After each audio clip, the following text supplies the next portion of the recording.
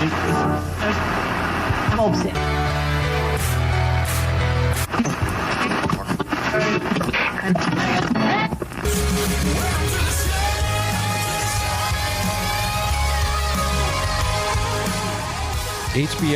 Hard Knocks, Episode 1.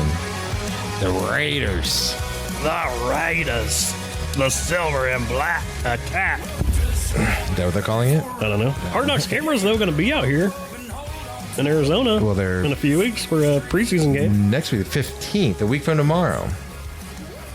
Raiders will be here. So, yeah, you're right. I didn't even think about that. So we'll be interesting to see what all they show for that. But we'll talk about that momentarily as we get ready for episode 2. Episode 1 was yesterday.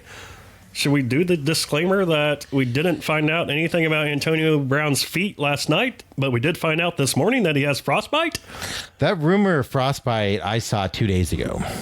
Well, that would definitely explain why his feet looked like crap last week when I saw Barstool Sports post something. Yeah, they posted that one with his feet up, and it looked like death. Yeah. It looked like, what was that, Adam Sandler movie where they had frostbite foot? He couldn't. Well, so that foot was complete black. Yeah. I mean, I guess Antonio Brown's was too. Wow. Wow.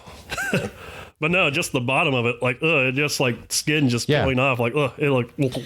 So it was Saturday or Sunday, I don't remember. I saw a tweet come across, and somebody said, I do cryo 2 times a week, and one thing they make you do is wear heavy socks. Right. Like, you cannot get in it without heavy socks. You're basically freezing everything. Yeah. But the rumor is... Apparently he was hopping in there without socks. In France... Really? It was happening in France? Yeah. I didn't get into all the particulars. Nobody's come out for sure, but that was the interesting thing. So I saw that 3 days ago before it. So last night they address it, and they just thought he has a foot injury, but he's out running, and they're yelling at him. The one thing I took away from that was he's not one of those prima donna wideouts. Like, guy has frostbite. And he's out there, like, overdoing it. Like, he's working hard. Like, he wants to play.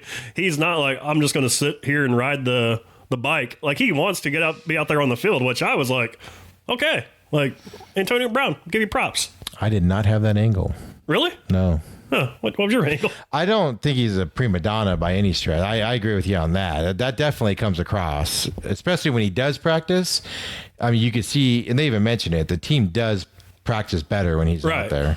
What I get from it is you're a stupid freaking moron if you get in a cryogenic chamber without socks on. Well, they didn't show that on the show last night, so I'm just going by what I saw on the show last night. I knew that before, yeah.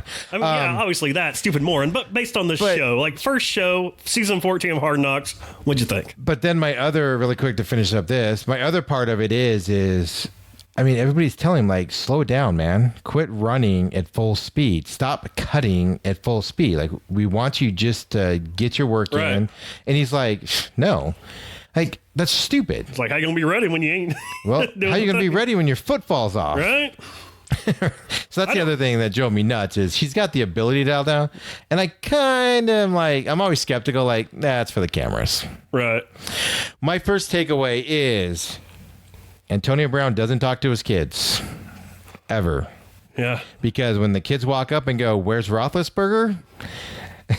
Wow. Well, maybe they're also young, so maybe they didn't understand. Maybe you should tell your kids that you're no longer there. Maybe they didn't understand the whole premise, but you could just hear like the grimace in his voice, like, "Nah, it's Derek this year. Like it's Carr. This is the new guy." I know I'm probably over exaggerating on that he doesn't talk to his kids, but that was my first thought was, man, that's a conversation you have before you show up to training camp with cameras at a minimum, right?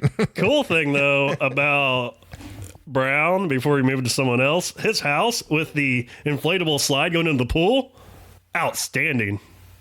Did they show that last night? Yeah, they showed like his pool, but there's an inflatable slide. Like it was kind of background, like nobody's sliding down it, but he has one of those inflatable slides, like those big ones that are like 20 feet in the air that you slide down right into his pool. I was like, oh my God, that's so awesome. Yeah, I saw that on some Instagram. Remember when he had the gold mustache at the time? He did some Instagram or birthday thing. He did have the gold mustache as well last night in that part. So that was like all the stuff that was pre-shot, months ago, whatever. Yeah, because he did. I saw an Instagram thing where people were making fun of him because he did like some birthday wish for like $500 or $500 or whatever. Somebody paid him $500 and he slid down the slide into his pool and then swam out. It was all, hey, happy birthday, Cindy, from Antonio Brown or something. Everybody was making fun of him for it. No, he's definitely not the prima donna deal. His balloon entrance was far more spectacular than I envisioned it being. Right. I thought he literally just was like half a mile down the road, but no, he kind of rode that balloon for a while. White Knight, in full like night gear, like that'll be the next year deal. Like let's go not prehistoric. Let's go Game of Thrones. Let's go type, back to entrances with hot air balloon. Let's get a catapult for 1 year. Let's just launch in. No,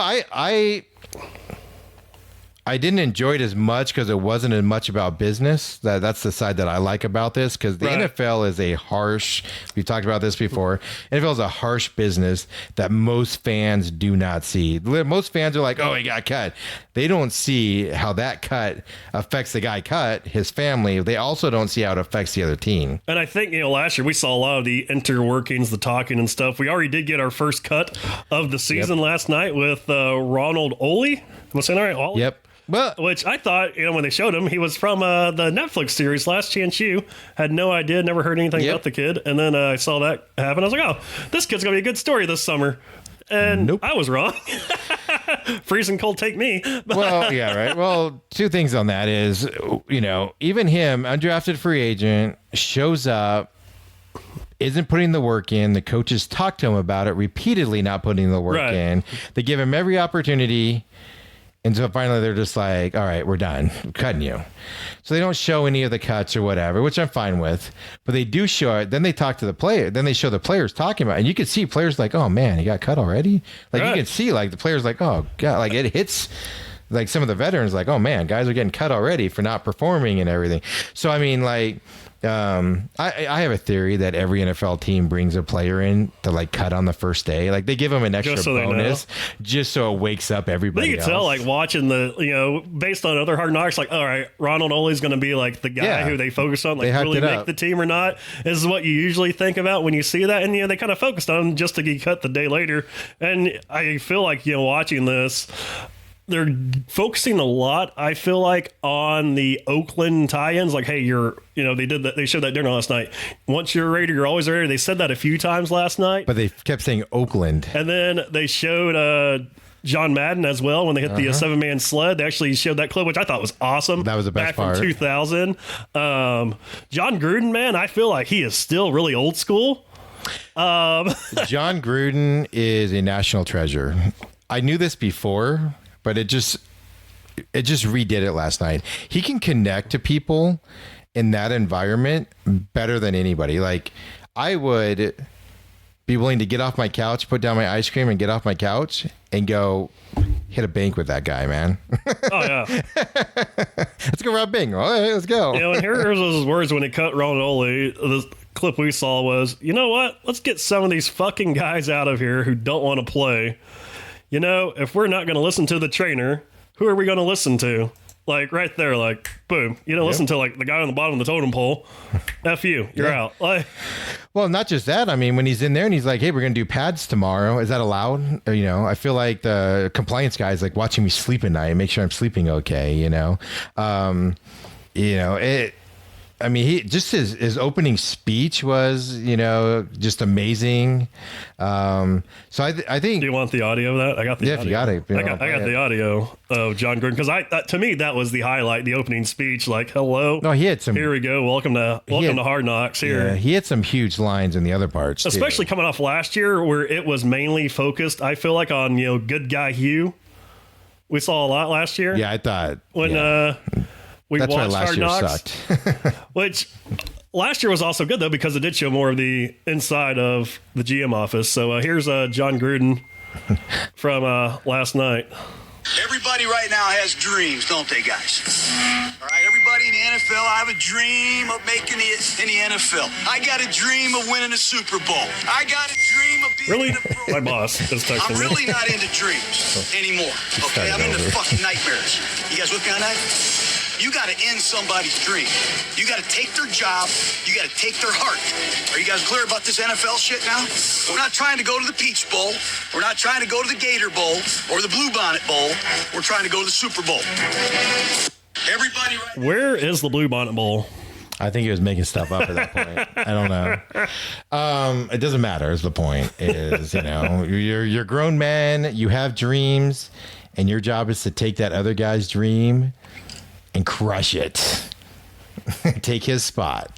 I like it. It doesn't get more old school than that because, like you said, last year with the Bengals, or for the Browns with Hugh Jackson, it was kumbaya, everybody. Yeah, good guy. Support your Hey, people. let's work. Let me work with this guy. Like he would still have Ronald Oley on the team.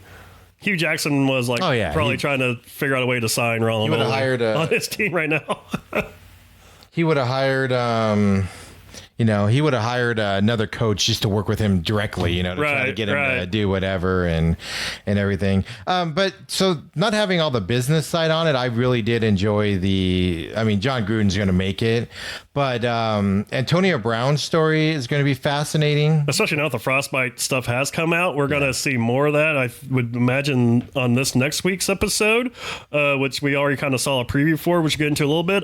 They're doing it today. They're playing the Rams right now, actually. Yeah. So one of the things, you always have to have that one guy who is annoying. Jonathan Abraham, you get that, or Jonathan Abram. Yeah, excuse me, not Abraham. Abram, you get that treatment. The safety out of Mississippi State, who was drafted in the first round. We saw him giving off his horse knowledge. Pretty knowledgeable on horses. Yeah, him and Celine Farrell. Did I say that right? I did enjoy them making fun of horse riding, holding hands, and right. Yeah. So his knowledge of horses was pretty good, but then you could tell Derek Carr was just super annoyed with him when he for making this dinner or for buying this dinner for us. Must be nice to have that money. And Derek Carr's like, "You're first round pick. You got money." He's like, "I ain't got your money, man. You're quarterback." He goes, "I don't have 120 million." Yeah, straight up. I don't think 120 million. But then he doesn't stop there either. He just keeps kind of agitating him, and then we'll keep on that subject because I'll go back to Derek Carr in a minute. And then the guy's going to be a beast on the field. Like, oh my God. He was hitting in just the shorts and helmet practice. But I thought Gruden would, be a fan of that. And he was like, my gosh, we got to get him to stop hitting people. And, people were calling him out. He's like, we'll see you put 82. pads on there, Rook. See you put pads on, Rook. And, Gruden even came out and said, hey, there's a new league form if you guys want to go knock the shit out of each other for $800 a week. Obviously talking about the XFL. Yep. Sorry, Vince McMahon. But no, man, I thought that was great stuff. Old Town Road, thank God that song came out this past summer. Right? They wouldn't have anything for that was the best fit of that song I've ever seen. And even John Abrams said going in, he was like, "Y'all gonna play Old Town Road as the back song?" Like.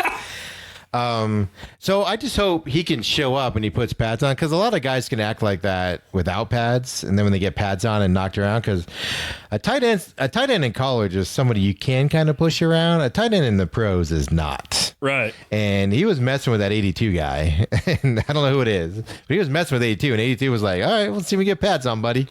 But the thing about him was, he's super annoying. He needs to shut up, and it'll be interesting to see that, because he is going to get popped at some point and something's not going to go his way, and see how he reacts to it, because usually guys like that get knocked down and they don't always get back up. You can already see, I feel like, who is going to have that in-camp fight, because every year at least one team, there's a few teams. Cardinals already had their in-camp fight.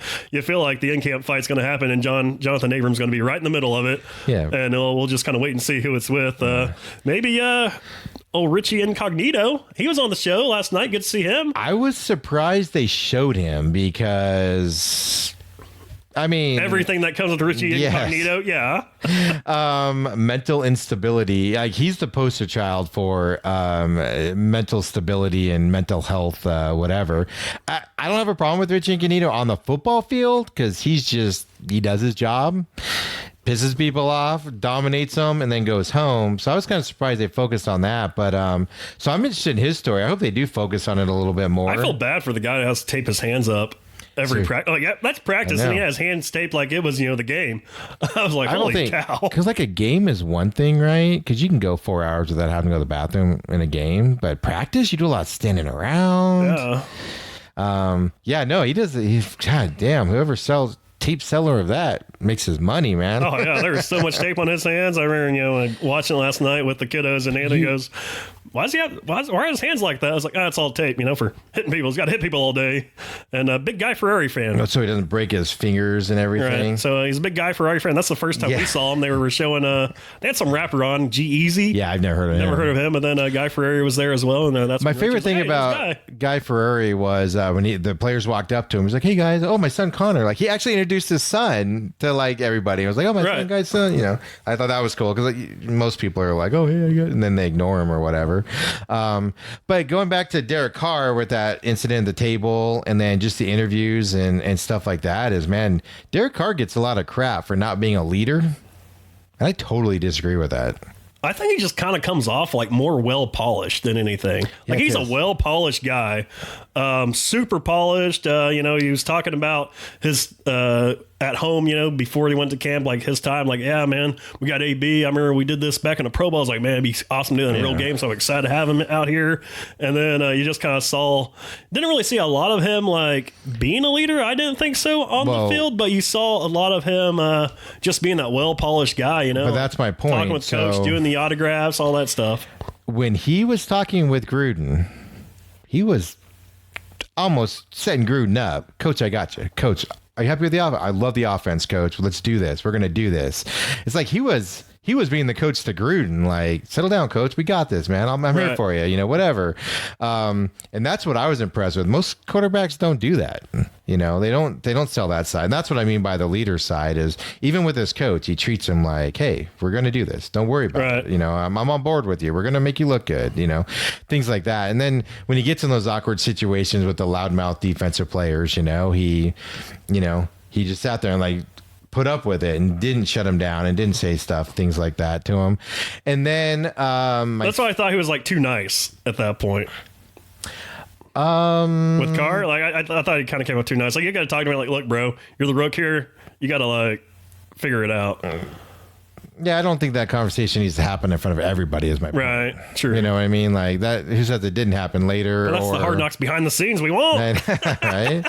I don't know. I was more impressed with that because you just hear how everything you read about Carr is just how he's not a leader. He's not the guy out there. And I think that's going to change a little bit. I mean, he definitely, this is going to sound mean, but he definitely has a problem speaking, right? Like, yeah, he's polished, but like he's not good when the public speaking tenor. Like, he likes to just kind of keep his own. Like, he's a quiet guy. He seems like too shy.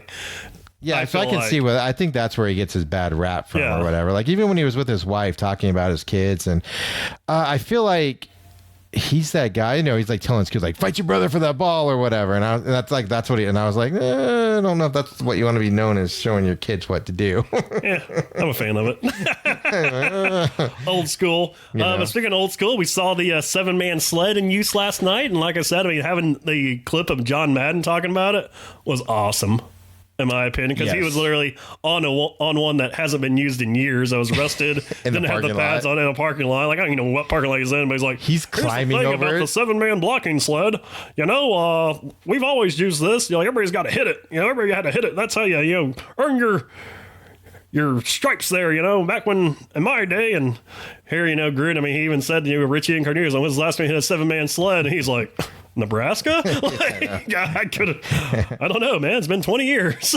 So, well, for what it does, John Gruden explains it perfectly and why it's useful, why it's good. Then you're not banging up your defensive linemen. You have to do it in a coordinated fashion. That was the thing. That's when they first started getting on 63. Yeah, like you had to hit it right there. We heard just the big boom. He was the guy that would hit it late, and they'd hear it, so they'd know he was hitting it late. But I just want to be that coach on there that blows the whistle and just rides it. Oh, yeah. Like, you can ride that thing all day, man. That's what he goes, man, the linemen are sweating.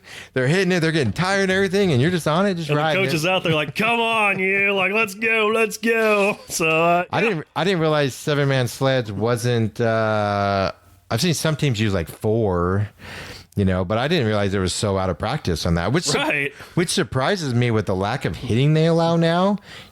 That's an obvious thing to avoid injuries and whatnot right there, right? Yeah, that's what I was kind of shocked by, too. It was one of those things where, like, the Raiders they do it. And then only a few other teams. Not quite sure what other teams they are. I was trying to look it up last night. Didn't really see anything on it. But the Raiders, like, that's their thing that, John Madden, started back in the day. And you kind of saw that last night. The episode, they did the alumni dinner. So we only saw Mark Davis for a few minutes there with that ugly haircut come out and speak to those guys. So I guess we'll see more Mark Davis coming up in the in the season. How much input do you think he has on the team? I think this is Gruden's team, man. I don't think we're going to see that much. Well, I'd be shocked if we don't see that much, just because obviously stuff's got to happen, right? We're like, hey, we're getting rid of this guy. But I don't think I'd be shocked if he's involved with. I mean, he might be like, oh, hey, we're going to like, it's like okay or whatever. But I think he's more on that alumni, the reputation of the Raiders, which I do agree with the Raiders, man. That once a Raider, always a Raider.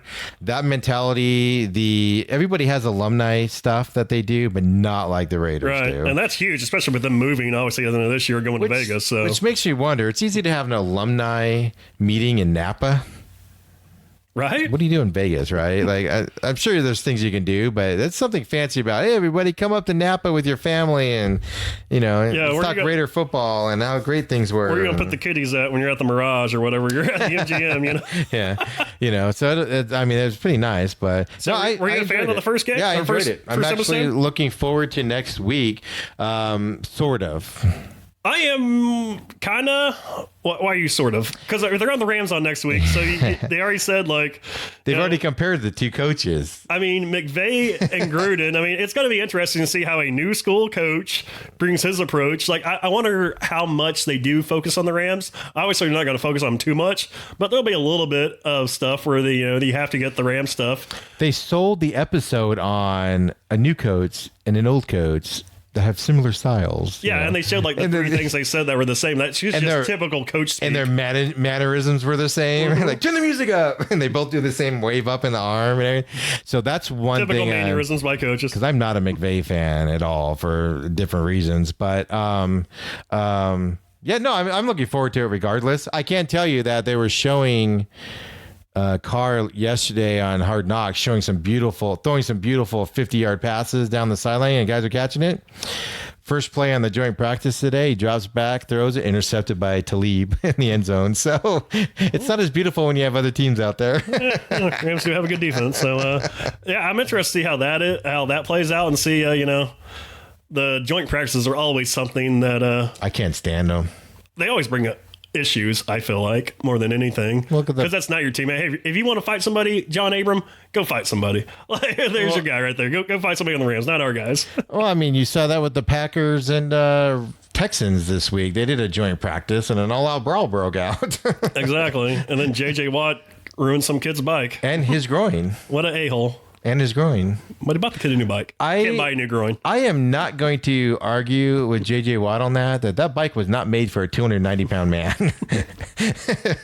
He was like, hey, it's one of the traditions. I were used to doing this. I'm going to do it now. And then he's like, oh, well, that didn't work out. Then he had to miss practice because he strained his groin, which we're not sure if it was from the bike or not, but if you watch the way that bike collapsed, it might have been from that bike. So speaking of the Rams, Darren Rovell did a ranked last week with the top hated fan bases in the NFL. They actually have the list of the top 4, but there were 8 teams that had 0 haters. Like, he obviously posted, what do you guys think? Give me some teams.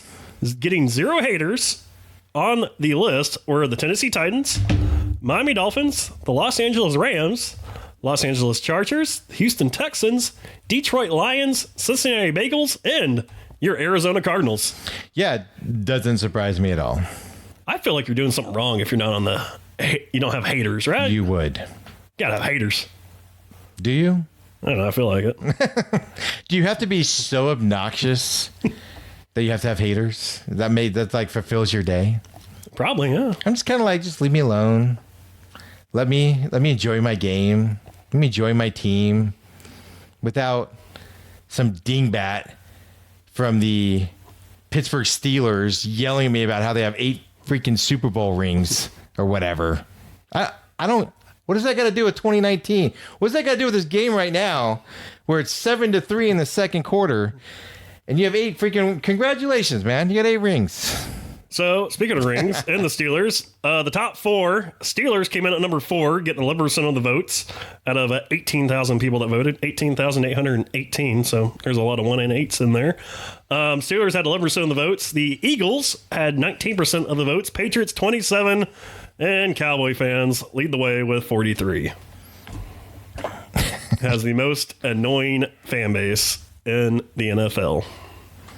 No shocker there at all. I mean, I don't like it because I am a Cowboy fan, Yeah. but there is a...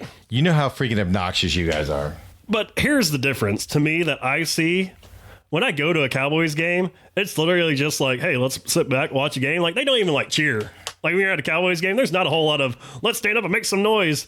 But what I have noticed, though, with meeting A Cowboys fan is saying, in the Air Force and meeting Cowboy fans from not Dallas, they are the ones that make so much damn noise. Like, I know when my team sucks, I know when they suck. I know it's going to be a long year, but you have that rah-rah-ree guy from New York who's never stepped foot in Dallas, ever been to a game. He's all, oh, Cowboys all day. Let's go. Number 1, the boys. We them boys. Like that guy. And I meet quite a few of them who aren't from Dallas. I'm not saying Dallas doesn't have their fair share of obnoxious guys that are in Dallas, but a lot of the noise comes from the outside of Dallas crowd. America's team, I guess. I don't know. So that's well, okay. Since you just said the annoying, how are you America's team when you haven't won in 30 years? I didn't give them that moinker. Yeah, That was given to them. Yeah, no, yeah. They made it. They made it up themselves, Jason. I didn't say it. Can you get any more obnoxious than calling yourself America's team? Anointing yourself America's team?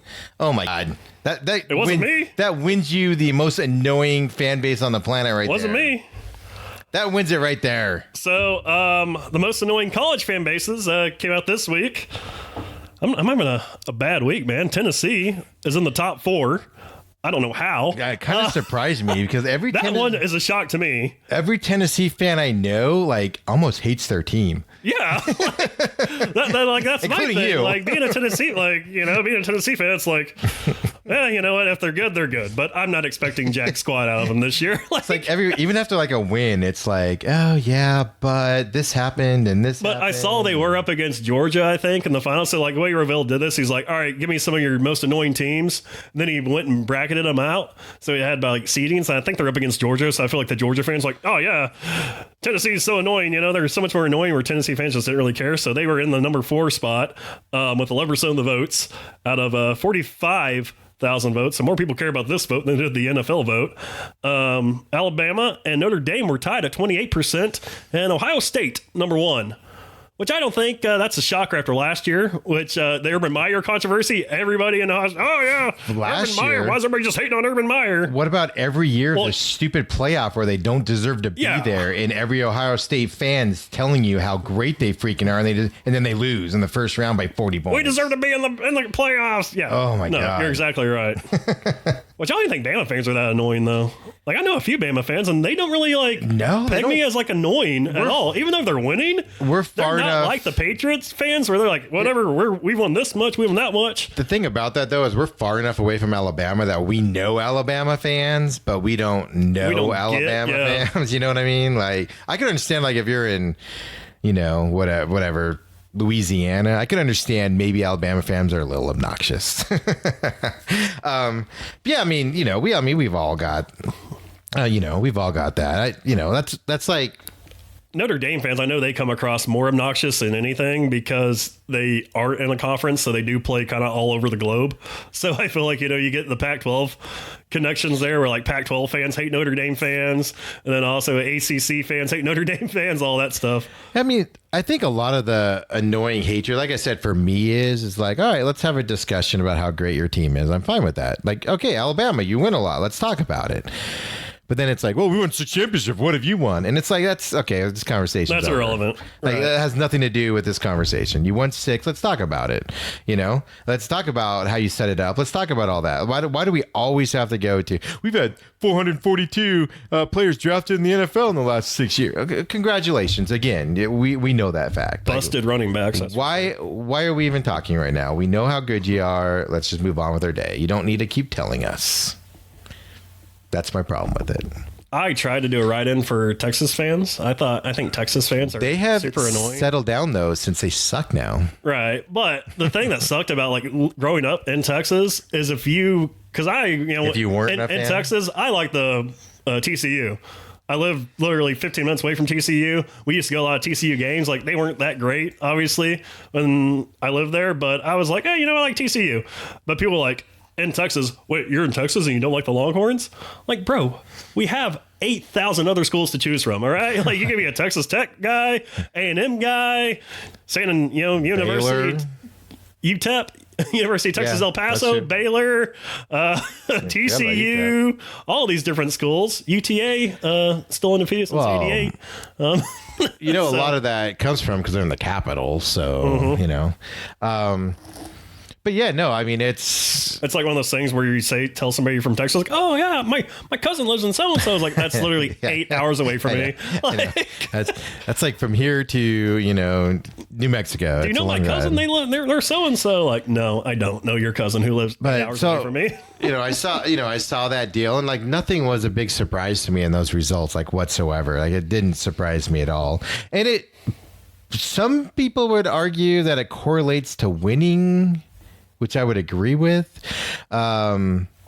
Like I said, it's just because people just throw the stupidest arguments in your faces when they want to talk about how great their team is. I think based off of just being a fan, like, Eagle fans kind of suck. I mean, you saw what they did to that one fan with the mustard and ketchup. Like, dude, that's uncalled for. I mean, here, they're just I feel jerks. like here, would you go Niners ahead of Seahawks fans here?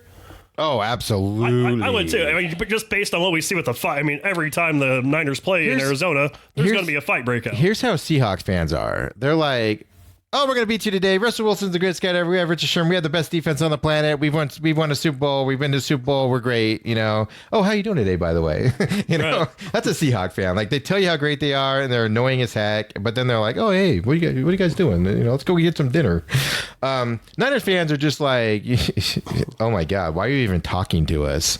We have Joe Montana and Steve Young and Joe Jimmy Walsh. Garoppolo, he's obviously the next coming of those guys. And why are you even discussing? Why are you even in the building with us right now? Like, you shouldn't even be here.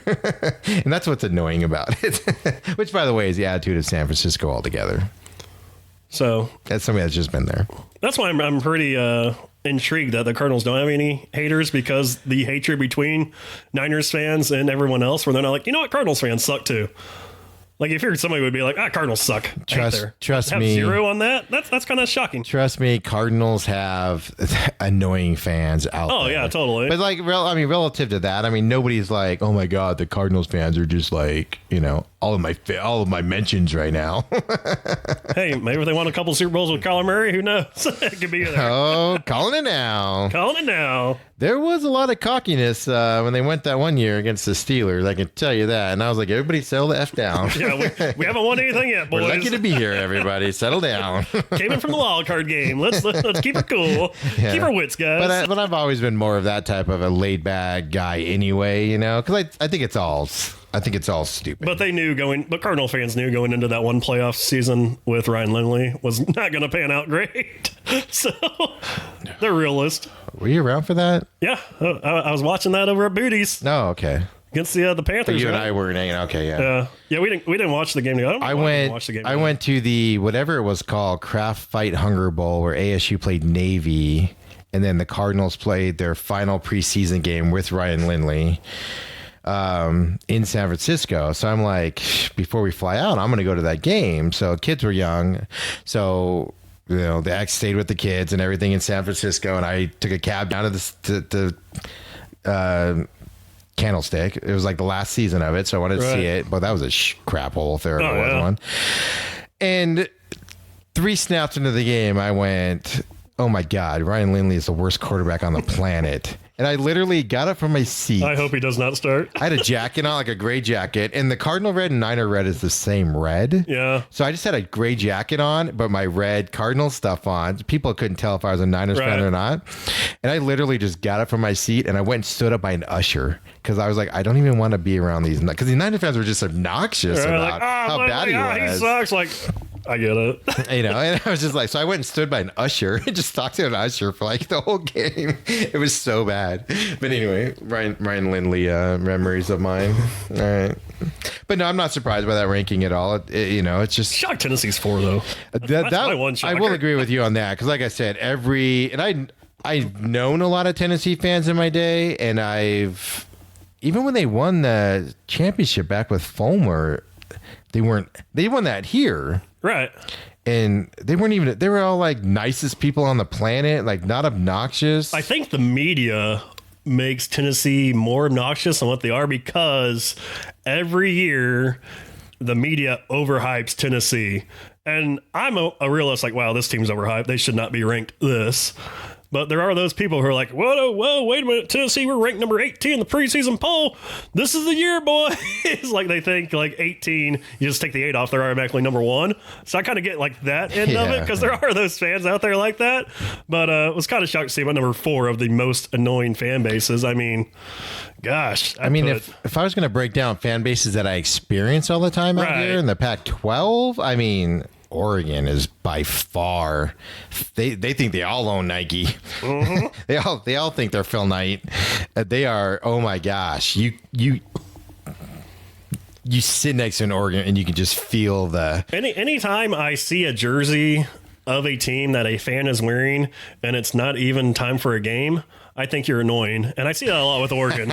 So, like, if you're wearing an Oregon Ducks jersey in July, just at some random bar on a Friday night, like, what the hell, bro? You're annoying. Right? Like, Tennessee, they don't even wear jerseys. They're all wearing polos and button-ups to the games. USC's fans, but they're all rich, private school, pretentious a-holes. But USC fans are intolerable, too. But those two right there are definitely... Washington fans are generally very nice, I've sat at ASU games where Washington's been getting blown out by 20 points, and man, they're just the nicest people ever. They don't get mad. They're just like, hey, everybody, how you doing? Good to be here. We're out the winner. They're all stoned anyways, right?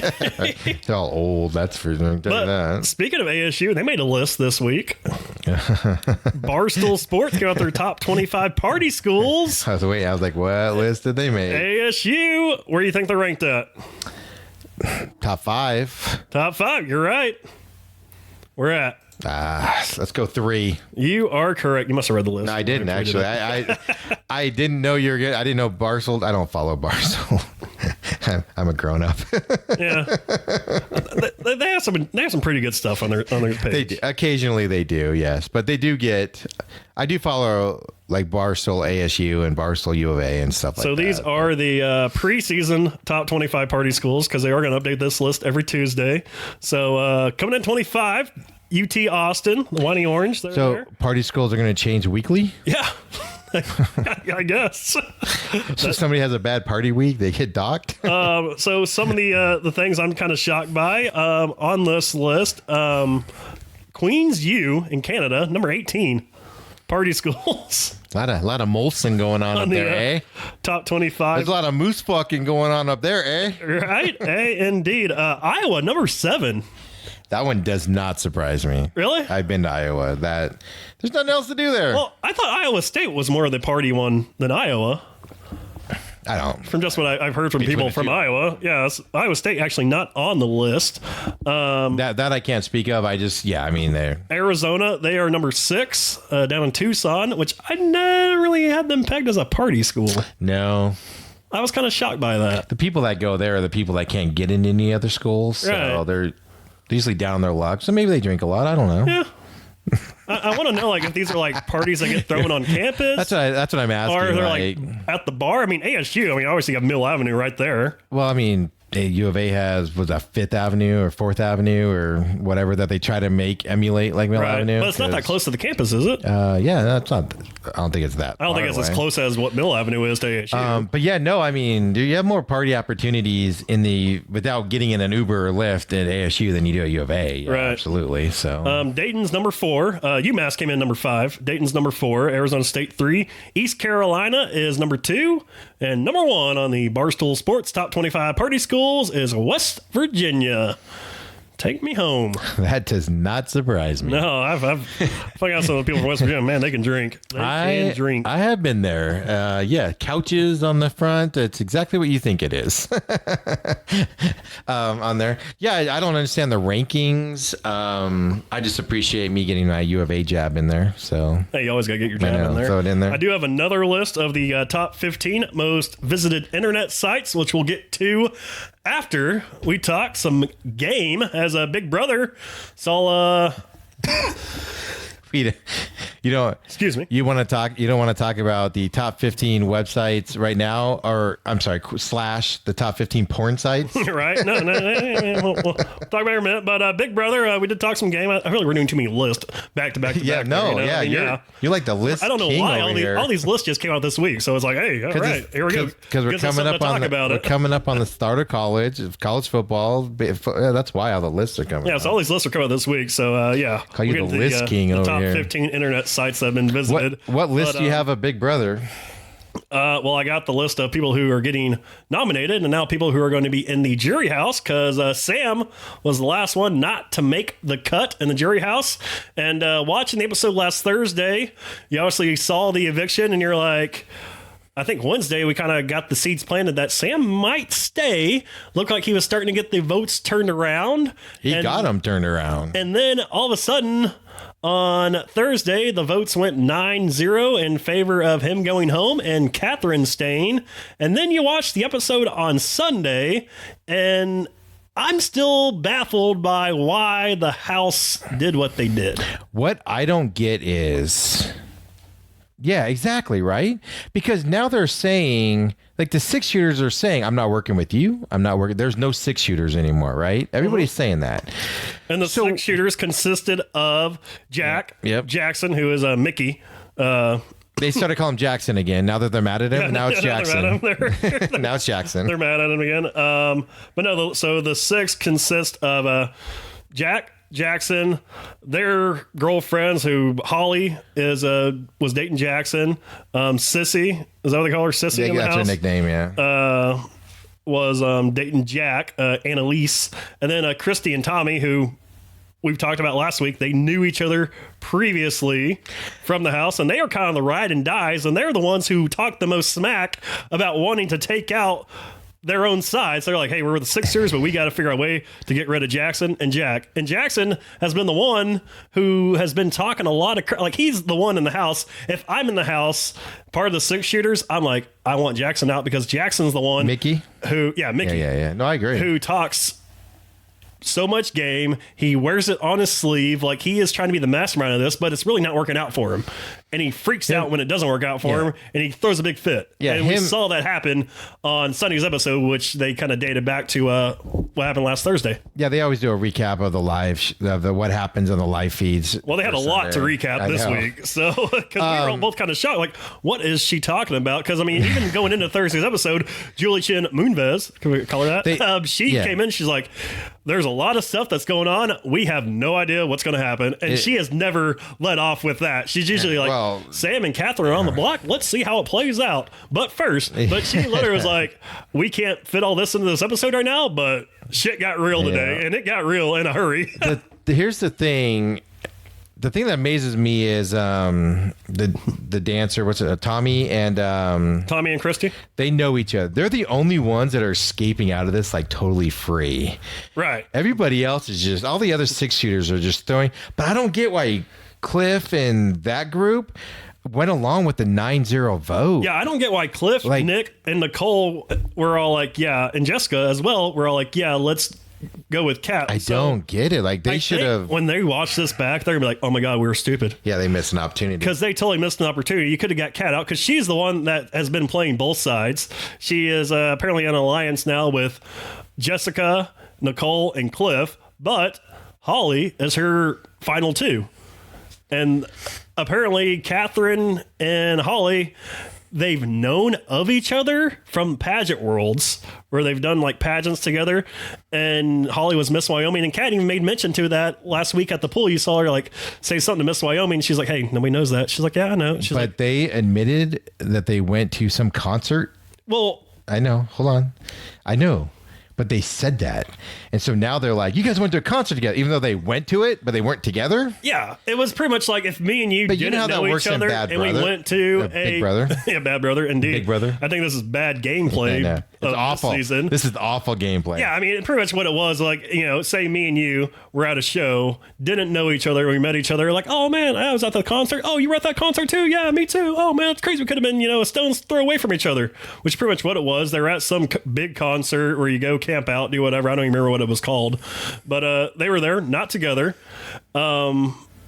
Catherine and Holly do kind of have like the same inner circle. Like, man, you look familiar. Oh, I know you from so-and-so. Hey, don't say that though. But Tommy and Christy dated Tommy's sister for like 4 years. So they like actually know each other. They got in the house like, oh my God, it's you. Oh my God, it's you. You know what the difference And they're the is? ones that are escaping with this. Because they're keeping their mouths shut. What I didn't see happening though was Jackson and Jack going at each other. I thought what Jackson told him, like, hey, look, I feel like Catherine and Holly know each. Like he literally threw the girl his showman's under the bus to Jack, and I was kind of shocked. Jack was all like, oh yeah, well now they all know each other. I felt Jack and Mickey were going to blow up at some point because they both think they're running the game. I don't feel like Jack thinks he's running the game though. Yeah, he totally does. Do you get that? Yeah, I totally do. Yeah, I don't get that when I watch. I feel like I think he's like, okay, we're doing this, and we're doing this, and we're doing this, and Mickey's on board. But I think that's kind of maybe why you miss it is because they're both on the same page. I feel like Mickey's the one kind of like trying to control all that with like, hey, what are we doing? Here's what we're doing. Yeah. And like, Christy's came out against Mickey doing that. Yeah. She's like, Mickey thinks this is his HOH. Then when Holly got in the HOH last week, it was Mickey like, hey, here's what, we should do. But like the four on the other side are playing this completely wrong. They need to be like in people's ears. Like, man, you're going to trust those guys now? Like you can't trust a word coming out of any of those guys. And then just planting I those felt seeds. like Sam did that enough. And then we kind of saw the blow up, which shocked me is Christy literally like planted these seeds against Kat. And everybody was, oh, Kat knows Holly. But for some reason, they're like, we got to get Kat out. And then at the end of it, I mean, like Sam said when he was talking to Julie, I didn't cry enough. Kat did. Yeah. And that's what happened. I felt like from watching it where Chris is like, I don't want to get rid of Kat. We got Kat. She's such a good girl in this house. Girl power, all that stuff. And it really bit Sam. I'm glad to see Sam go out right before the jury house because, he is a family guy who's talking about his kids a lot. So it was good to, kind of see him not have to like go out this week and be stuck in jury for 6 more weeks. Yelling, dude. Like he yells all the time. Oh. Sam. Yeah. You're like, what? Am I yelling? No. Yeah. Like he just yells for no reason all the time. Send it. So here's like, so going from last year's gameplay that was so brilliantly done by Tyler. Well, the whole group. Right. But we saw Casey, first couple episodes, we were like, man, Tyler's going to go far, which he did. He went to last two with Casey. It was so that alliance was like in lockstep. Like even if they thought somebody was backstabbing or whatever, they didn't overreact. They just played with it and they did what they needed to do, and just went with it and whatnot. And they just played it perfectly to this year where it's like, what I heard, which we knew that going into it because you don't start an 8-person alliance. But even that was the thing. They went 8 persons, and then they tried to get Nick and Isabel out. Like they're no longer part of the 8. So you knew that you were gonna go down to 6, and you knew that was gonna blow up eventually because you really went from backstabbing to your people to now you're watching out because who they're gonna go after next. I know. So the 6 to 8 screwed up on that side. Then the guys on the other side don't know what they're doing. Like they're missing opportunities to knock off their people. And that's the thing. Nobody talks game with the other side. And I think when that blew up, they're all like, what the heck? Like, we don't know. Like, nobody talked to us. No clue. Well, remember Jessica, last year. I was like, I have no idea. Nobody said anything. So she puts up, Jess wins the HOH. Huge win for that side. Absolutely huge. Huge win. And puts up Jackson and Jack. Yeah. For this week. Brilliant move. Which Cliff tried to do a few weeks ago and didn't work out. Yeah. Which just happens. And it might not happen again this week too. But they need a swing, but they've missed so many opportunities to get some of those, not forget about the strong players, but you take out, say, like a Holly or a Kat, you're taking out, but they don't know that, they don't know about that relationship or whatever, but you're being ignored Start knocking people off, and you have the opportunity to do it. And I feel like who's doing the most talking, like this week, if Jackson doesn't go home, I think everyone in the house is stupid. I think he's the one guy that needs to go home because he does talk more game with anybody, and I don't think he can trust him at all. I feel like you can trust Jack more. But they're going after Jack. Yeah, and I felt like, Jessica's like, that's my point. Well, I'd rather have Jack out. Like, Jackson's just a ticking time bomb in the house. And like you can tell, like when he gets angry, like I feel like he might punch a girl in this house. Like I was telling Sam the other day, I was like, oh my god, like if him and Holly like date after this house, I wouldn't be shocked to see Jackson go to jail for domestic violence. I think Holly even admitted, like she's like, he's not my type. Like this ain't going anywhere. She's like, he's not my type of person. No, I mean this is like just total pandemonium. Everybody's screwing up the gameplay. You don't know where this is going to go. You don't know what side's going to do it. I mean, somebody could win the veto, take one of those two off, throw one of the four that don't get talked about on there, and then the six can still vote, literally can still vote out the other side because they don't have the power like they think they do. Right. And then they're in a weaker position. Like, I'm just sitting here amazed at how, because you fell in love with Cliff with all of his gameplay there. Hey, I'm glad Cliff's still in it, baby. But he's messing up major, man. They should have made a play last week. They could have switched the dancer guy. And the big talk is because they don't know. Well, Cliff obviously did that deal with Christy. Like, hey, look, they found a deal where I'll be safe. And I thought Cliff had to do that just because. Yeah. I mean, going into the game, you look at Cliff, you look at Jessica, who's in power right now. Those two are usually the first ones out. Let's get out the old guy and the big gal. Like that's what happens. And it didn't happen this season. So like now the big gals are on the show. So it'll be interesting to see. I mean, if Jackson or Jack do go out, that's a big power move. Yeah, but if one of them doesn't and it switches back to those four, and when they lose one of their players again, and that puts the six back in power, even though they all hate each other, they're not stupid. They may hate each other, but they're going to play the game to get rid of people until they're the last ones left, and then it's going to be all out war. And that's what the other side. And that's the other thing is how. Okay, Cliff, Jess, Nicole. Let's wake the hell up, guys, and like realize you got to start taking your shots, man. Oh yeah, but you can do it. The thing is they wouldn't even have any blood on their hands if they would have made that move last week. Oh no, not at all. Or 2 weeks ago, even. The only blood that would have been made would have been Holly, but Catherine would have been going to the jury.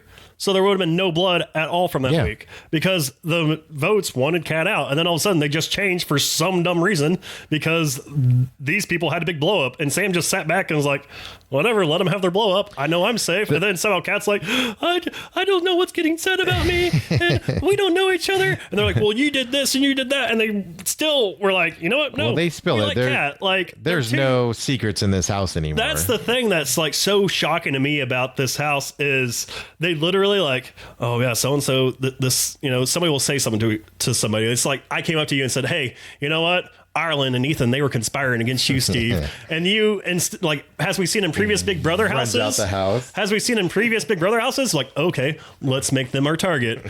Where now it's like, all right, let me go talk to them. And then they all like, oh no, that's not what happened. Okay, I believe you. Yeah, they're just talking crap. It's like, what? Like, I know. I feel like when they do watch this season back, when they get home and like, oh man, well, let me see what happened. Let me see what the show portrayed us as. They'll be like, oh yeah, they were talking crap. Why did I not? Oh yeah, because I believed this other side. Because you were stupid. Like that's the thing that there's too much trust in this house. That's the thing that amazes me because they're gonna watch it back or their friends are gonna tell them like, what were you thinking? Oh, yeah, and like you're gonna be like, well, I was thinking. You're gonna look back and just be like, you're gonna feel so stupid. But that's why I'm actually looking more forward to this jury house because there's going to be a lot of angry people. And that's the thing, like, will the six, like, depending on who gets to the final two, if a member of the six shooters or the grateful eight, whatever, get to the final two, are you going to vote with your heart? You're going to vote with your head? How are you going to vote? And that's the thing I'm going to be more interested to see how this plays out. I mean, obviously this week, if Jackson and Jack stay, one of them go to jury. And if you're on that other four side, you're kind of safe because, well, you were not in the talk to begin with that side. They didn't come at you. Yep. So, I mean, I think Jessica's like, look, y'all never talk game with me. I don't know who the heck's who. So, boom, this is what I'm doing. I know I talked to these three people. They seem pretty cool. But when I talk to y'all are like, nope, shun. So, yeah, vote them out. Usually when somebody gets eliminated, and before they're in the jury house and Julie can tell them what's going on, like you can usually see like surprise out of their face. Like, oh, I didn't really, they're in an alliance. Really? Yeah. And like Julie was like telling him stuff. He's like, oh yeah, duh. Like, so no kidding. Yeah. And that was the thing. Like that's what sucks now, because watching the Thursday interviews, she's obviously not going to be, oh, here's what happened. Because now they're in jury, so they have to wait until the next week when they get in the house. So you got to play it safe now with not just the person you voted out, but the person you continue to vote out the next week. And if you want to be that foul too, I mean, we saw 2 years ago, I think Josh played it perfectly. We're setting up the when dude. He literally, when people were getting voted out of the jury house, he would go back and say, hey, the reason you're here is because of this guy. It wasn't my fault. I didn't want to do this.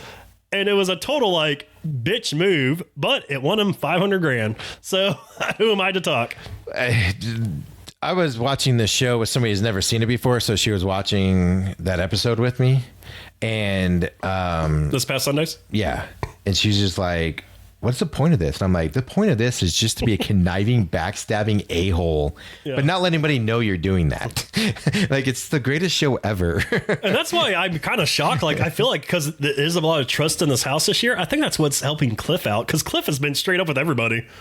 Like, he literally is not like the backstabbing guy. And but there's not trust. Remember when they were flipping out that the New trust York girl was of going like back when they go forth? and talk to people. We're like, Oh, yeah, no, that's what I mean. Yeah, Yeah. okay, yeah, you know what, you're right. Yeah, this other person was just lying. Yeah, Yeah. you're right. But I feel like with Cliff just then being such a straight up everybody's guy is like and then is helping him out tremendously. Yeah, it just amazes me. Like early on, it was like, oh, they said this. Like, I don't know if they're telling the truth or not, but I don't believe it. But I'm gonna keep my eye open. And now it's just like, oh, they're totally lying. It's like, what? And didn't they even say like Kat and Holly said they had a final two? Yeah. Like two of the other people? Every secret for the 6-seaters is out. Like they blasted it. Like, And they still kept her. I know. It's just amazing. Like I just look at the other four and I'm like, got what? If anything, the way I would do it is like if I find out you go against, an alliance we're in, then we need to put you up, send the message or whatever, and but you don't announce it. You don't, go crazy about it. You don't go talk to them and yell and scream. You just casually push them out, which is what they did last year. And this year it's like, I'm gunning for you. I mean, even like people are getting together, like literally are saying, I'm not working with you 6 anymore. There's no more 6. And it's like, you don't announce that. You say you're From here going forward, we're no longer a 6. Yeah. You go, look, I'm willing to still work with you guys. That's how you play that. And it wasn't just a, hey, let's go down from 6 to a 3 or to a 2 or 4. I'm done with you guys. It was like, nope, we're all done with each other. So F you. It's so like, now going into it, it's and like, I'm sitting there going, no, you make individual. But that helps out the people that were on the outside looking in with Jess, Nicole, Cliff, and Catherine. Because Cliff even said himself, he's like, look, I was waiting for this to happen. We knew it was going to happen. Here it is. It happened. They imploded. Boom. Let's go. But it's amazing in the Big Brother house how 6 people that hate each other's guts can all vote the same. will vote the same. Yeah. If I and that's the problem that Cliff and them have is they don't have the numbers. And literally this week, somebody gets a veto. One of them goes up. One of their players can be gone, and they're in an even weaker position because things change so fast in there because of the environment. Like what I'm shocked. Yeah. Christy was like, I think we should keep Kat. We're going to vote to keep Kat. Like Jackson should be like, no, F you. We already said we're not a 6 going forward. I'm not voting that way. Holly wanted to keep Kat, obviously, but she couldn't vote because she was the HOH. Mm-hmm. Nicole, Cliff, and Jessica, they were all on Sam's side. You could have forced it to where it came down to Holly. At least, but I mean, because you already set your battle lines. Like, that's the thing. You vote with the house when you don't want any blood on your hands. You vote, like, when the lines are already drawn, though, who cares? Like, the lines have been drawn. Do it. Not only that, though, but you have the ability to make a vote and not tell anybody you did it, which Jackson tried to do, and then the stupid guy told everybody. Right. that he made the rogue vote after, he played that hand or whatever? Yeah. No, man. Do the rogue vote and then just never in your life admit it. Same with winning those other comps Yeah. too. Like, I mean, Christy, secret like everybody powers? knows she has the diamond power veto, so you're just waiting on her to play that card. Yeah. No, all that stuff just stays with you, man, forever. Like, I would have, I mean, obviously, it's going to come out when you use it, like Jax did. Like his thing was kind of lame, where he could have changed the veto players, and he tried to, It was kind of and so it didn't really work out for him. I mean, thought that granted, like somebody ended up winning or whatever, like his side ended up winning, but still, if I'm going to announce this now, so when I'm on the show, people like hear this back and be like, "Oh my god, I know his gameplay." I would if there was a unanimous vote, everyone I would go in and vote rogue, oh yeah, and I'd be like, "Oh no," same here, knowing everybody else, just everyone, because they would have been like, "Who did that? Who did that? Who and did just- that?" You just, I don't know. Like, guys, we have somebody on there. Let's, pay Like attention every to week, it or yeah. whatever. Every week it's somebody. And then your hope would be that somebody else would do it too, and then you just add even more discourse. And that's why I was kind of shocked. Like, Cliff didn't go up to him like, "Hey, can I throw a vote for Sam just so he doesn't feel, 9-0? I mean, geez, like that's kind of a rough way to go out. I love it when they stand up and they're like, "Hey kids, I love you. Daddy's coming home." Yeah, like he knew, like everybody was saying, like third or fourth thing, which way you vote? And he's I like, read- "What? Like, what do you mean? What's going on? Like, I thought we flipped." I read an interview the next day that he was doing, and they said, "What happened? How'd you know so confident that you were gone?" And I guess when they walked into the room where they do the voting or do the go and vote, Do the or show, whatever, in the living room, and they walked in there and the dancing guy, Tommy. I always want to call him Tyler, and I always catch myself. Looked at him and was like, "Sorry," like mouth sorry, and then he looked at Jack, because Jack was willing to switch his vote, right? And Jack looked at him and goes, "Yep, I knew something had happened in the 20 minutes before we walked in that room." And that's what was like so crappy too, because after that, like, we're not working together anymore. It's like, you could have took your shot right there and not worked together. Like, you could have literally had Sam, who is a strong player. He wins competitions. He's won vetoes. He could have had your back however you worked it. Kat doesn't do anything. Absolutely nothing.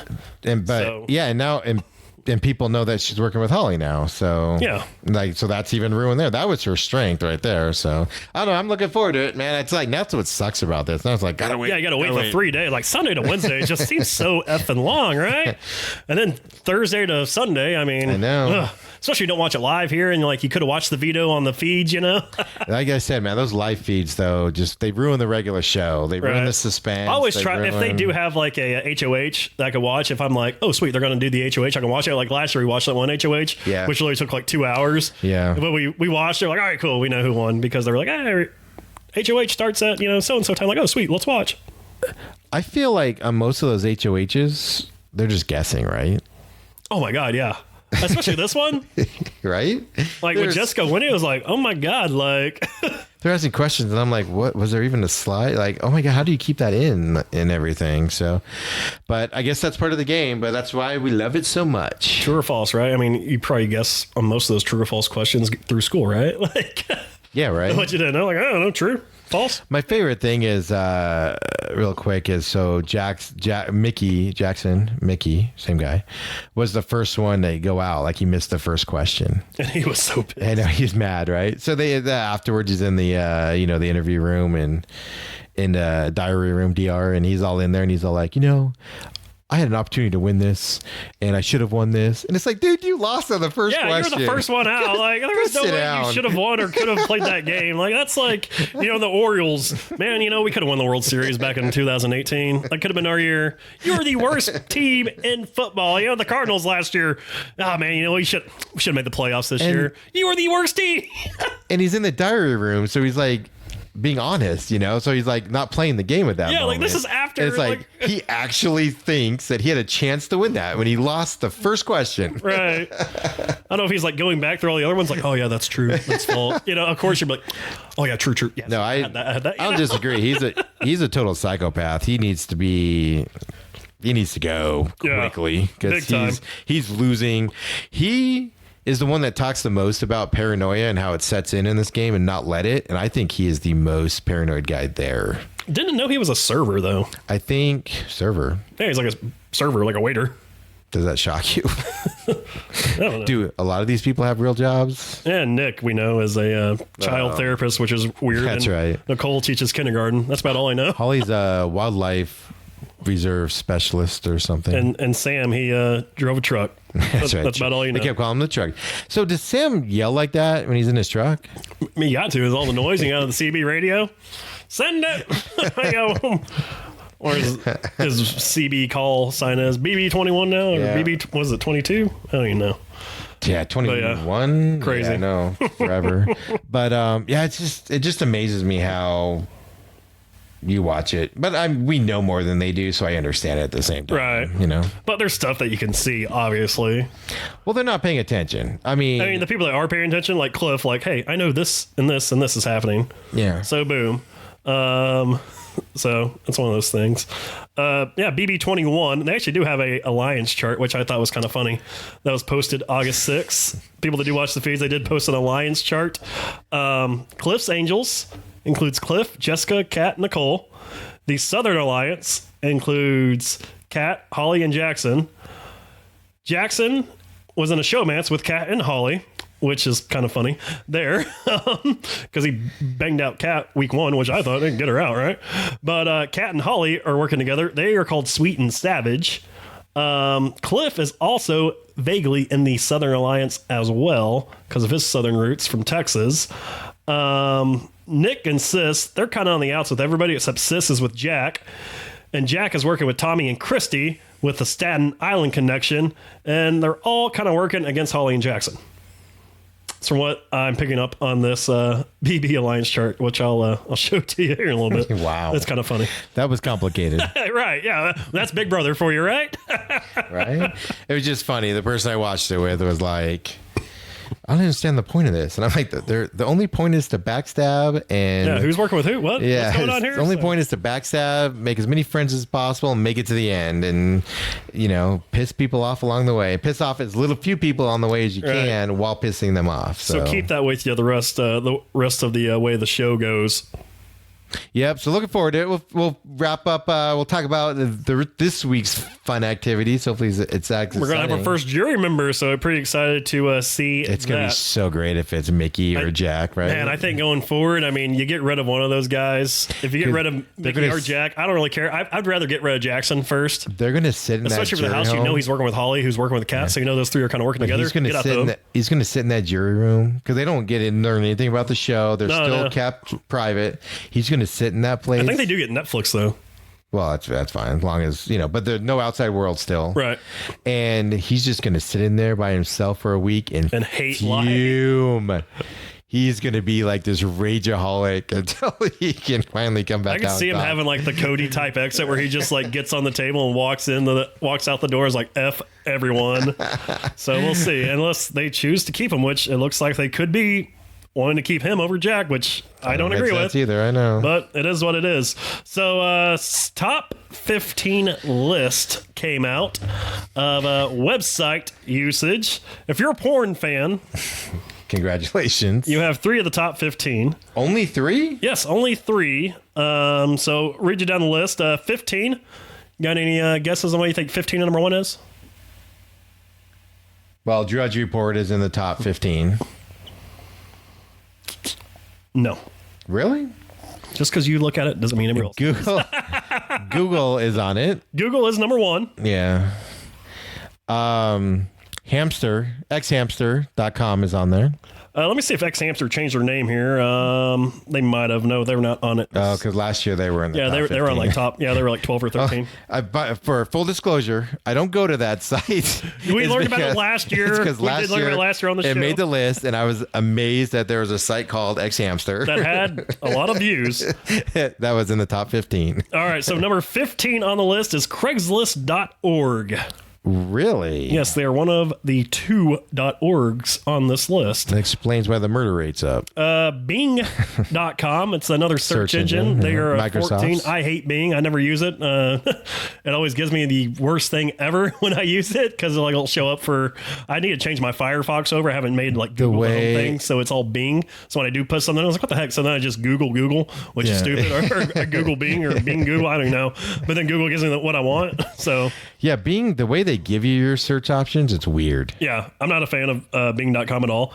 Wikipedia.org comes in number 13, the second .org. That explains the intelligence level here in the world. Based off last year's, eBay did drop a spot. They are in number 12, ebay.com. You use eBay? No. Recently? Not at all. I bought a few hats on there that kind of From people?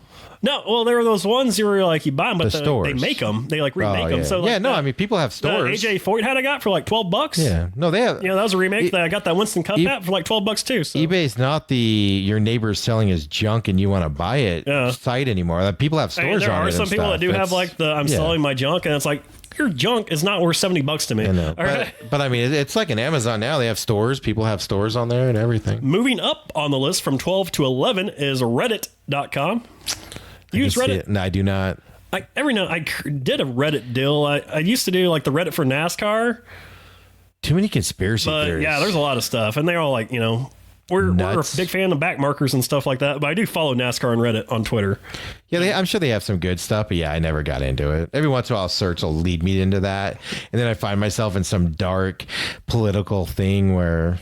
And I'm like, why am I reading this? FBI's going to knock on my door. So top 10, this one I'm actually kind of shocked by, just because I use the app way more than I've ever been on .com. But Instagram.com is number 10. I've never once, I remember back in the day, but even here. You're sitting at your office, just load up Instagram. Like I'm on Twitter right now on my computer and but like Instagram back in the day, like you couldn't even look at it really on a computer. So I'm actually looking at it right now to see what it even looks like on the computer anymore. Facebook owns them, so I would assume they would integrate it or something. It. But no, I've always been a Instagram phone guy. You never load up a picture. I never thought from your phone to Instagram. But I guess they do have it now where it does look more like Instagram on your phone. So. I'm the same way with Twitter, where I never load Twitter up on my computer except for when we're doing a podcast or whatever. Yeah, I always use TweetDeck. I'm a TweetDeck guy. Oh yeah, so I never got into that. Number 9. That's when you get your first porno site. XNXX.com. They dropped one spot. I'm assuming that's a porn site. XNXX. XN as in Nancy. XX.com. In X and X. It should be in X. XX. Well, maybe that was taken. I don't know, but xnxx.com. I'm renaming the site for him. Is the first porno site on there. Number 9. Number 8 is the before mentioned Twitter.com. They moved up one spot. So congratulations to Twitter. Oh, yes. XN, according to Bing, ironically enough. Oh, you binged it? No. Apparently Bing was loaded up. XNXX is free porn, sex, 2 videos, XXX pics, and then a bunch of other stuff I'm not going to name. All right. Well, congratulations, XNXX.com for being number 9. Look at those categories. Good for you. Good for America. Number 7 on the top 15 most visited websites is xvideos.com. They held steady at number 7. Good for them. Number 6, of course, the commonly used one, Pornhub.com. Commonly used one is Pornhub. The best part about those sites is they're only viewed for like 5 seconds at a time. Exactly. Yeah. Well, their bandwidth is so low. Depending on what your fetish is, you have to search for like the stuff. I would assume. Don't quote me. Don't know. We had 6 million viewers, and they're all on for 5 minutes. Number 5, Yahoo.com. Kind of shocked by that. I wonder if I still go to yahoo.com. I wonder if any of that comes in a lot from fantasy football playing, because now that site's really about to hit up. But I mean, Yahoo is like kind of a failed search engine now, right? Yeah, I don't use it as a search engine, but they have spectacular comment sections on their articles. Oh, do they? On political stuff, where it's just amazing to watch the nuts. Like every time I go to yahoo.com, like even right now, like, I mean, it gives you a lot of stuff that kind of like comes out at you, like pop-up stuff, and then you have your trending now, and you're like, why the hell is Joey Lawrence trending? And Monica Lewinsky is number 3 trending. That makes 0 sense at all. Whoa. And you click on it, and you still can't figure out why. Yeah, no, I don't do any of that stuff. But yeah, you're right, because I do have to go to Yahoo every time I go to my fantasy football that's on Yahoo, because I can't remember the Yahoo fantasy football site to go to. An app and all that stuff? Yeah, I don't download the app, yeah. So I'm just like, I got to go to Yahoo. But yeah, no, I get that. I go to that one. Number 5 is Amazon.com. Shocker. Was that a sarcastic shocker? Yeah. Okay. Number 3, Facebook.com. If anything, I'd say I'm surprised Amazon's so low. Right? Well, I'm surprised that these .coms, well, I guess it's an analysis of website or the app, so that's kind of why. I guess they do it both together. But even it's not then, just going. It's not just getting our computer and going to Facebook.com or Amazon.com. Because I mean, I just use the app for everything. Yeah, but if they're including the app, I'm surprised it's that low too. Because Right. I've never been to Amazon.com, but I have been on their app. Facebook.com comes in number 3, YouTube number 2, and number 1 of the 15 most searched is, of course, Google.com. Isn't that amazing? That a search engine is the number one search for site. Well, no, it's not number 1 search. Number 1 visited. So I mean, like, well, I wonder if that's due in fact to the people that have Google has like their homepage. yeah, you load up your So when I load my browser up, Google's not mine, but Right. I have a blank screen. But yeah, so do that's I. true. But So, I always go to Google when I search because my Gmail's on Google. yeah. I use Google to search because, like you said, I mean, these searches are more in depth than what you get on Bing and Yahoo and all that stuff. So, kind of shocked by the Yahoo one being at number 5, unless that's just for like fantasy sports, because I figure they get a lot of traffic through that because they are like. I'm telling you, man, a lot of people top-notch. go there for their because Yahoo now for like their all the things you saw in there, for the articles and everything. Yahoo doesn't publish articles. They're like the Drudge Report. So it'll be like Huffington Post and all these other sites that they'll have articles in there. So it's kind of a place where you can read a bunch of different stuff in one place. you know? Right. So I don't have to search 12 places to find out about some movie or whatever. I can go there and then find, it'll have it all on there. So that's kind of why I do it. But yeah. So, got some weird news to get to. After that story? Yeah, this one's even weirder. DJ Cooper, you heard that name? DJ? DJ Cooper, former Ohio University I'd basketball say player. it sounds familiar, but I don't know. Now playing in the old FIBA.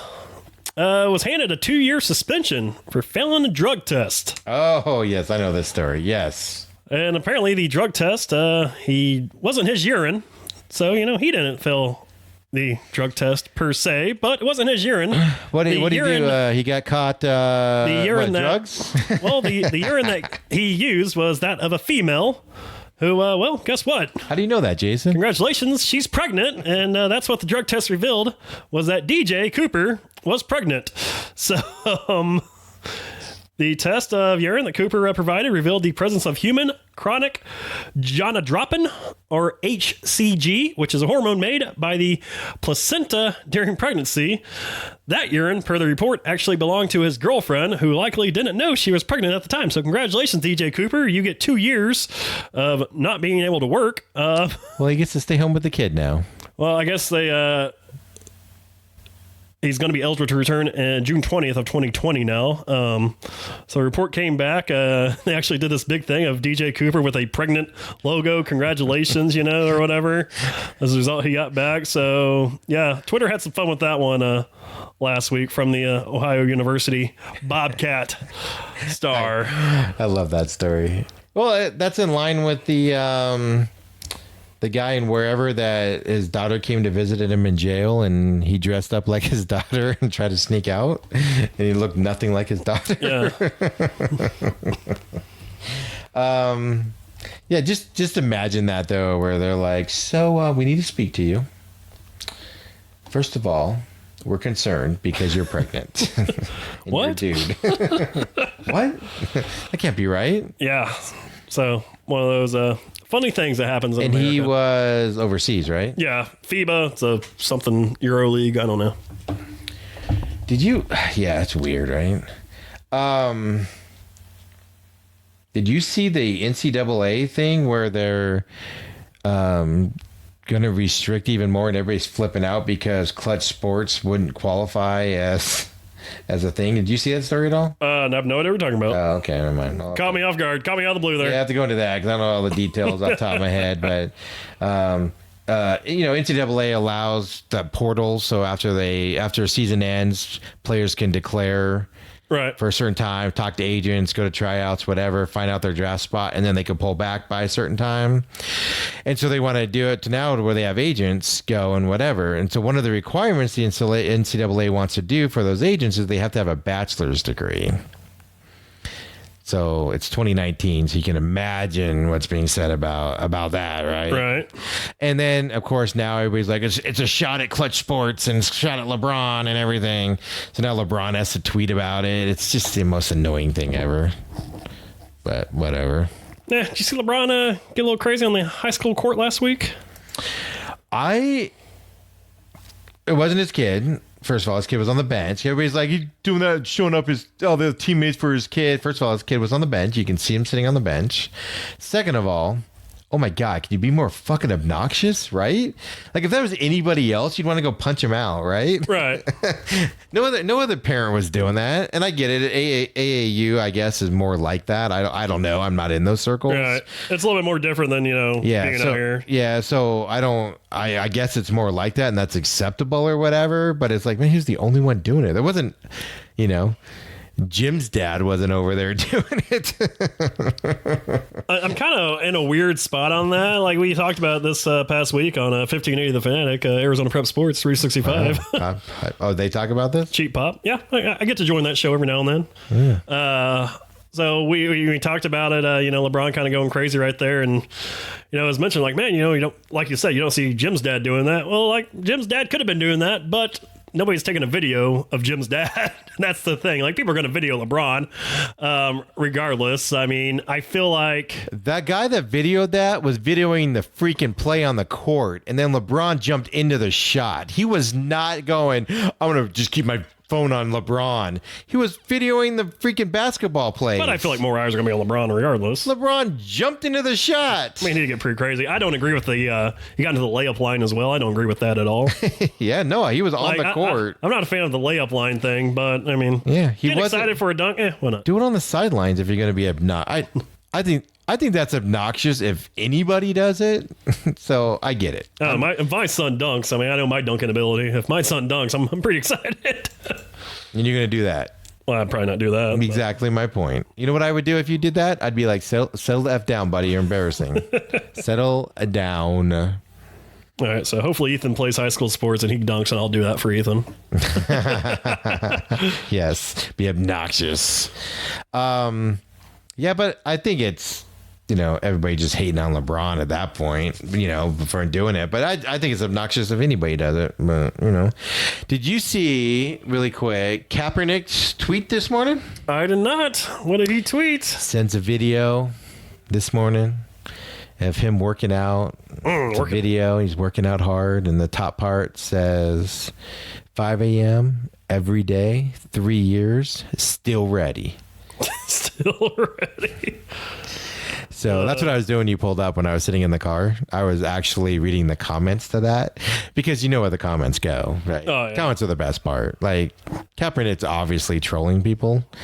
But then, first couple comments, you deserve your shot, man. I know you're still ready. You can still do this.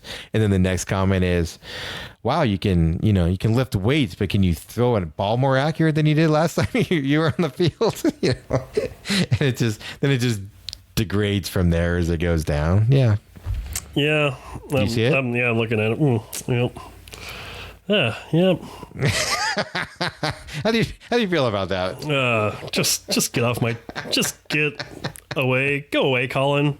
First off, 5 days a week. Come on, man. Do 6 days. Let's go, pussy. Somebody. The Rock only takes 1 day off. One of the NFL journalists I follow probably was like Jason La Canfora or something that also does left-wing politics all the time. Yeah, I'm not a La Canfora guy. Either am I. He's wrong on all of his NFL stuff, and then, like I said, his politics. I don't care. Believe in what you want to believe, but you annoy me when you shove it in my face all the time. But it was probably one of those guys because I don't follow Kaepernick, but yeah, I saw it when I was sitting in the driveway when you pulled up. That's why I was sitting in the car, was because I was like, I got to read these comments. Yeah, apparently none of my friends have liked that, or none of my followers have liked that. Yeah, so. That's the only reason I saw it. Shows who I follow. But I can tell you right now, it's on the cover of Yahoo right now too. Yahoo's page Cap message to teams, quote, still ready. Yeah, so we'll see. Maybe this year's the year, man. Who knows? XFL is starting to send out invitations to potential players. Do we have team names yet? I still want team names, man. What's my Dallas team going to be made? You gotta have players first. Dallas Gunslingers. I think that's already taken though.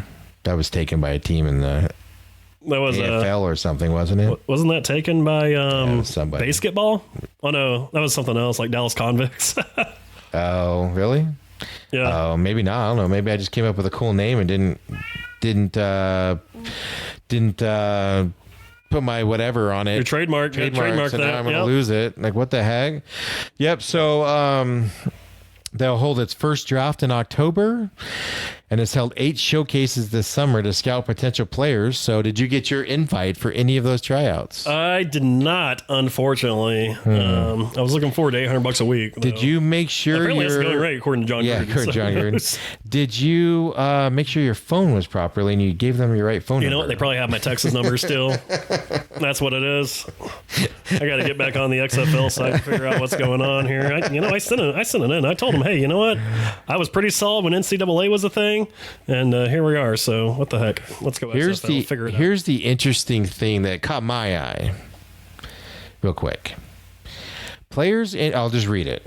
Players interested in taking part will be required to sign a HIPAA release, medical form, and consent to a background check.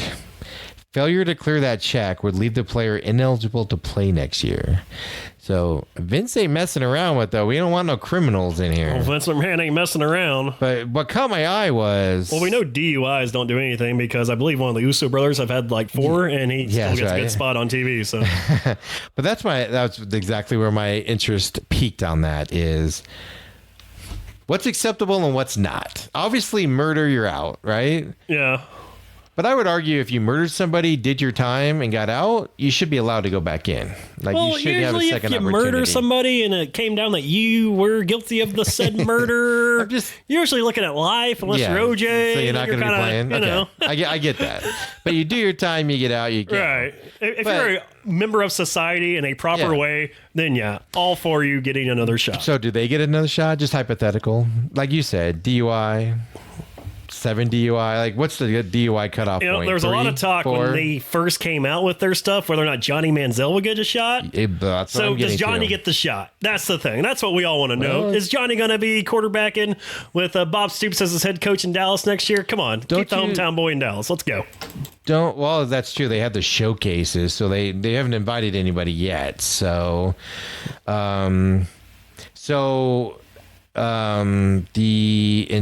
invitations, I can't talk about it. Invitations will go out in installments. That was so hard for me to say. In order to reserve space for players who fail to make the team's cut to 53 players in the NFL. So you notice what they're doing here. They'll be watching the NFL waiver wire. Exactly. Maybe So- old Ronald Oley can get a It's kind shot on the of XFL team. so it's kind of like they had the tryouts for guys that aren't invited to NFL camps for like backups, and for players that they might need or whatever. And now it's like, all right, you get cut. Here's your invite. Come on over. So that's all they're doing, which is not freaking dumb. Hey, one good thing about the XFL though, I am a fan of their gear. Have you checked out their have. gear online? They have some pretty solid gear. Which Their T-shirts, I I think, are pretty solid. I hated their old jerseys and everything. Right. So they're doing it right now. Yeah. But I mean, it's all kind of just bland. I mean, it's all like red, white, and blue. So I mean, it just kind of looks like the logo. I but- know you saw it because I had it first, but I didn't tag anybody on it. But how hideous are those Michigan State jerseys? OMG. You know they're going to wear those against ASU just to They're the new piss jerseys. you off even more. They're gonna, yeah. Every game? They're not an alternative that they're gonna use every once in a They're while. wearing that every game? I don't know Oh if my it's every gosh. game, but yeah, no, there's their new Ugh. jerseys. You know, I'm usually a fan of the neon, but the neon know. with the green, not a good look. That's why and I it was- just says state. Like, state what? Like, you don't even know if it's Michigan State. Not only does it say state, but state is in weirdly 2 big letters. Yeah, it's like a foot, like a foot letter. Like you get like right there. It's weird. But even that neon, I'm not a neon fan. That's why I was like intrigued on what you would think. No, like I'm a fan of neon, but I saw that I was like, what? That the heck neon is that? is not the good neon. No. Well, it just doesn't go good with that. The coloring. Yeah, it Like was neon just- and dark green do not go good together at all. It was hideous, and they were so proud of it, though. So I don't know. Yeah, no, I don't. Changed my mind, but I heard. not a they fan of the were- neon dark green in the state that literally goes shoulder pad to shoulder pad. I was told they're. I saw alternate. That's what I'm seeing right now too. Is alternate Oh, is it alternate? uniforms, Okay, yeah. okay. So The first I saw it. I mean, it leaked earlier this year, and everybody thought it was a joke. yeah, back in April. Yeah, Which And the then- pictures of the player wearing it on the Michigan State Doesn't look as bad, Twitter right? look a lot better than just the dummy wearing it.